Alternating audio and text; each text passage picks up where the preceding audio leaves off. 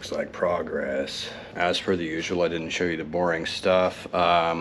This vehicle, if you didn't know, and a lot of 84, 85 4Runners are, when they originally came here, I'm not sure exactly the entirety of the story, but kind of like the long and short of it is there was a little bit of tariff. This was like kind of an experimental car. And so most of the vehicles came with what you will hear is called the backseat delete. Okay, well, it's technically not really a backseat delete because it was the tray that went here before the seats were installed port side. Okay, so any of the later model 4Runners, basically after they went to IFS and 80, 88, 89, like, you know, they kind of got everything dialed in. Well, all of those trucks are going to have like a split rear seat. They'll have matching upholstery and stuff like that. A lot of these old trucks, like I said, they didn't necessarily have a rear seat. They would have the plate. And this vehicle, for example, had just like a bench seat back here. And I've seen that a couple other times also on an 85 and the earlier stuff. But it's just... Anyway, that got deleted with this truck, so we took the bench seat piece out of it because the splits are much better. They fold down nice, everything's nice and clean. So what went on in here before is, like everything else, someone had been in here, there was just a shitload of like rubber cement residue left in here. And you can see the bed cleaned up pretty good. We did a bunch of that stuff when we first pulled it inside. But like the wheel wells on both sides and the entirety of this area, and actually most of that floor pan's got a lot of the rubber cement on it too, but it wasn't, that was all going to be covered. I just mostly didn't want this area to look like dog shit. It's exposed and it was all gross, and so it still needs a little bit of cleaning, but you can see what we got going on. The seat belts are going in, the rear carpet's going in, and this stuff was really nasty when I got it. I spent a bunch of time out there hosing it out and scrubbing it. You can see it's still got a tiny bit of stuff in here, but I think it looks good to me. It's much better than it was. So I'm going to start putting the rear panels back in here. Basically, this kind of assembles like a Jenga. What goes on is basically the side panels have to go in before the seats can go in. Seat belts have to go in before that stuff. So I'm getting ready to put the seats and the panels in. I'm going to dig the panels out of the out of my storage shit over there, and drag them over here and start getting ready to put them inside the truck. So that's what we're doing. Watching Gnob obsess over making these panels perfect reminds me of another time when he was obsessed with making it perfect. Do you remember that time he polished a winch for like 4 weeks straight? So Gnob, while we're sitting here watching you polish and polish, this gives me an idea. Maybe you can tell me why I haven't seen you for hours and hours and days. Well, short story is sometimes a project will snowball. And so obviously this winch was super dirty, and I started cleaning it, and it got too shiny in a spot, and then I had to get it shinier in a different spot to match it, and then I had to get it shinier in a different spot to match that, and then all of a sudden I was like 1,000 hours deep into just rubbing and caressing and just rubbing and caressing this thing.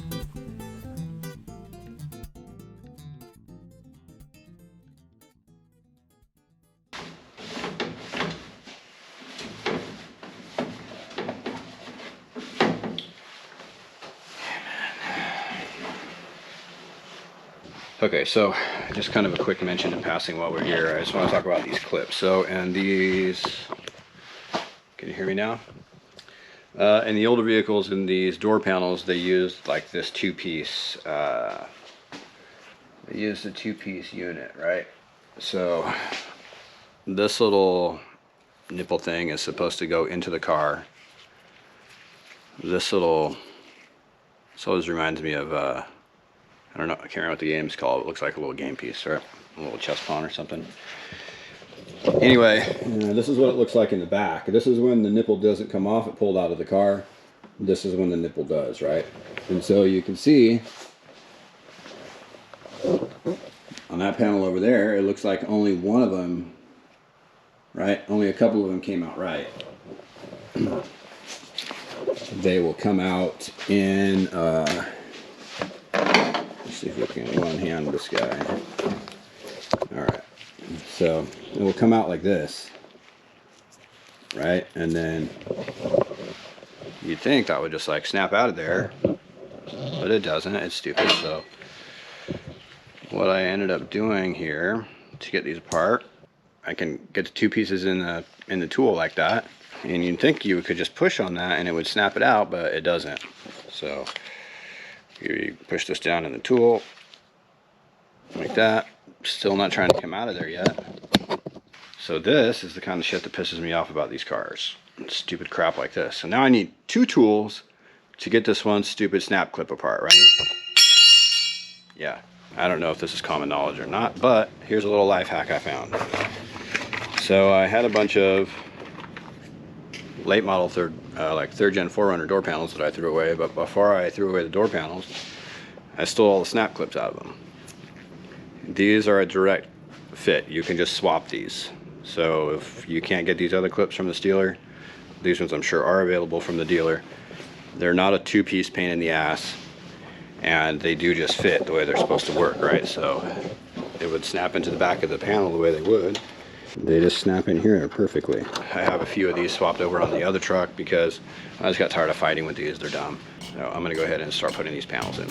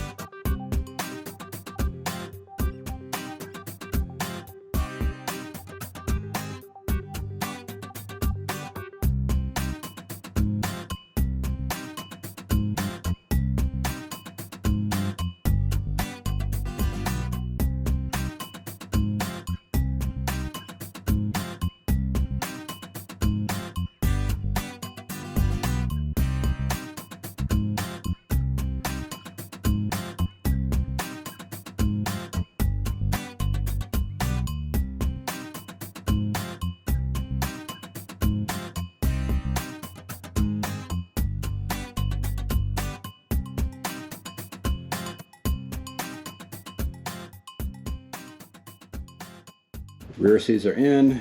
Yep, they need a little bit more cleaning, but they are in. And they do the foldy stuff they're supposed to do. We need to get new little latches for there, but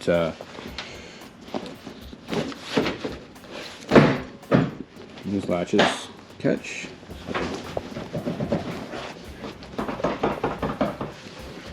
Cool. This is the only way to sit in the back seat of a 4Runner with no front seat. Actually, this doesn't get too terribly bad. I never really ride in the back of these that often, but first time I was ever in a flop, I was in the back of a 4Runner.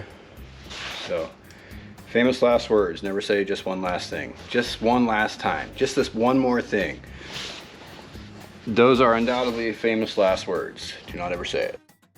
My guy called me this morning, finally. Allegedly the glass is gonna go in today, so that'll be nice.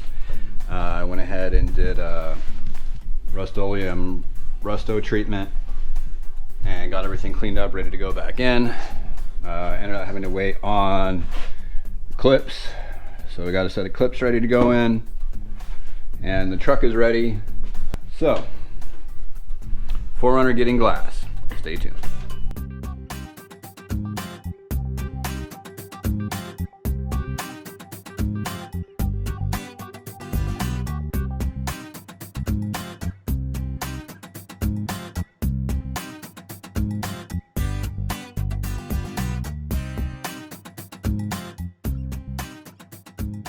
Now that the glass is in, I'm gonna go ahead and work on getting the front carpet and the grill, the dash and stuff back in. So before these seat pulls were gone. They were just completely broken. If you need a new seat pull, this will be your number. The last suffix, prefix, suffix, the C1 specifies your color, although I don't think these have a color any longer, so I think that's just you get what you get. You get black one. Because when I did the dome light in the other truck, it just showed up black too. So yeah. Anyway, that way I didn't have to chase it. And then what I have left to do on the, I need to get the rest of the holes put in the front doors to put the door panels back on. But for now, I'm gonna work on getting the front carpet stuff back in here. All right, I was trying to get a little ahead of myself right there, getting the dash shell in. The dash shell cannot go in until this upper cowling defroster deal goes in. So this needs to go in. Your defroster thing needs to hook to it. Then the dash can start going in. So you ready to put that in right now?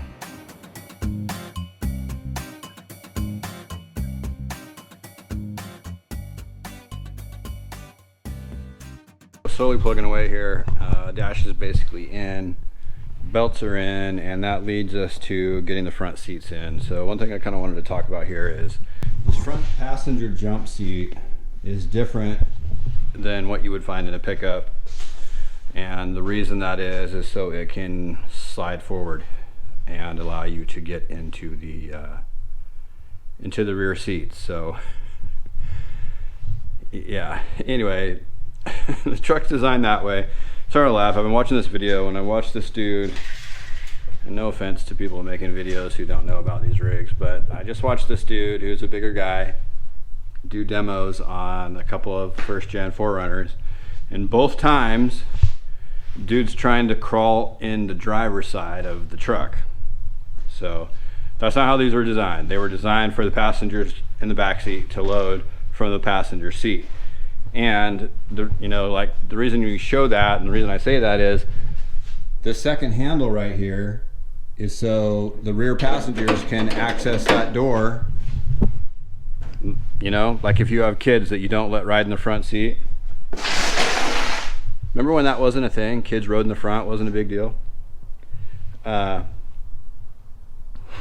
So anyway, first gen 4Runners, they're meant to be loaded from the passenger side. So that brings us up to the seat problem. Very common problem, I'm not really sure why, is the cable. This cable situation. We don't have the adjuster arm on the front like you would normally have on a sliding seat. It's kind of a drag about this side. The passenger seat doesn't have front to rear adjustability. When you flip the seat forward to access the back seat, it releases that slide release, and then the seat pushes forward so you can access the back of the truck. So normally on a pickup, the seats are just a mirror of one another. This is the driver's seat. This would be your typical release. And how that works is, you can see you press that, the cable actuates both sides of the seat. You can see on this one what happens is, this is like I got a Y cable, and this like runs over this way and up around the side of the deal there. I will show you that, but what happens as the seat pulls forward, it pulls that cable which releases the slides. Okay, pretty simple. But what we're gonna do is get this seat disassembled and get this cable replaced so the seat does the seat stuff it's supposed to do. So yeah, this is actually the pedal. See how the pedal is moving the arm? The release arm right here. So yeah, so here's where that other end of the cable lives, right there in that hole. So you gotta take this plastic off here. All right, the cover's off. So let's go ahead and cut these ties. I don't think are stock, but man.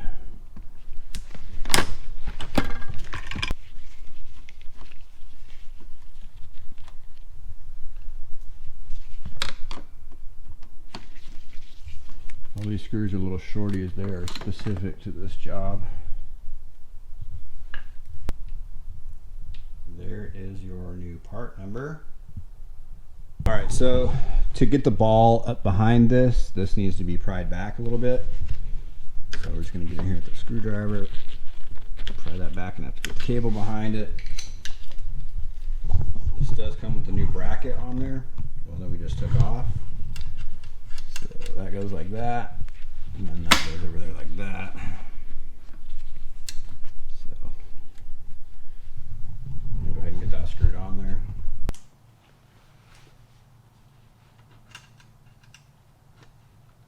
All right, so the short side obviously goes to the short side, and you just tuck this behind there like that, and then just put this down in the hole, ferrule hole or whatever you call it here.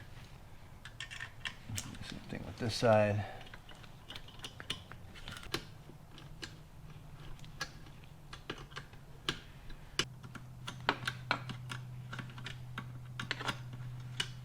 You can see we're in the lockout position right here, right? Same thing with this one right here.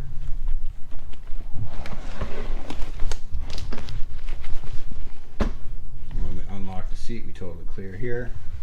And we totally, we could probably be adjusted a little bit, but we're totally cleared here too. So that's all we need to do to make the seat work. There's your seat cable replacement. Not really a big deal, still available through the dealer. I don't know, I think I paid like $63 for that cable or something like that. That would be a cool aftermarket part for people to make, if anybody's into that, because that seems a little obscene for what that is. Yeah, so I'm gonna put the seat back together and put it in the truck.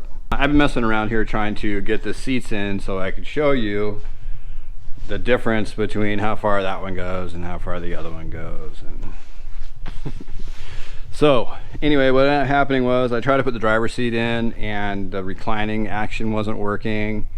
So I started looking at it and it was like just flopping around and being gay. So I basically took a crash course in upholstery.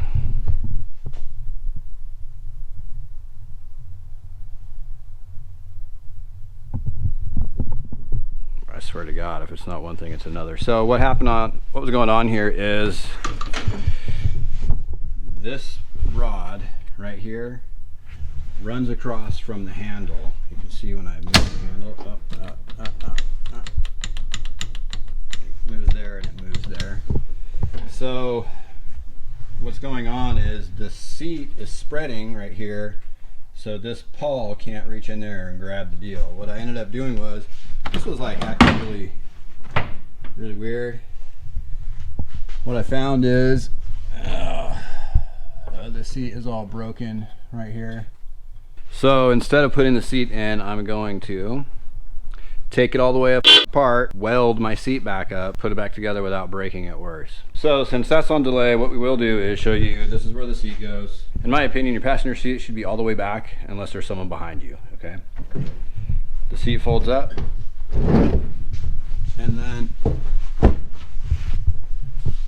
it pushes all the way up right here. So now you've got actual room to get into this hole.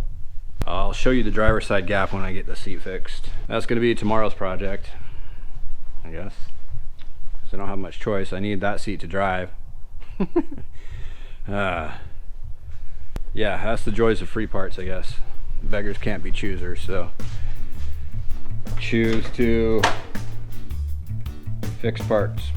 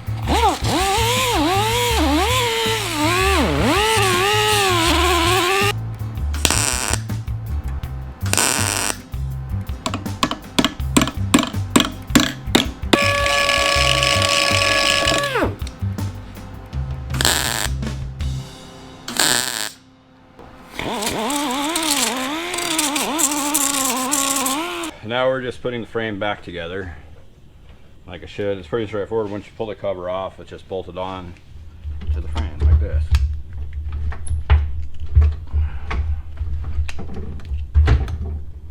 That catches like that.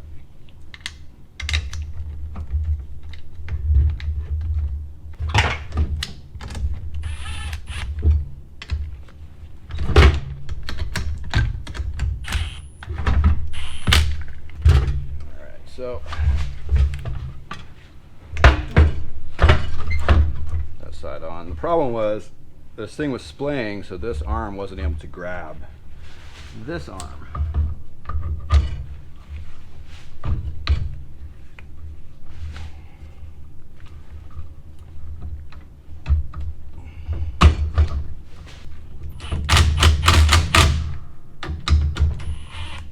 So alright guys, as promised, what I wanted to do is show you what's up with the opening of these doors and the passenger side load piece of this.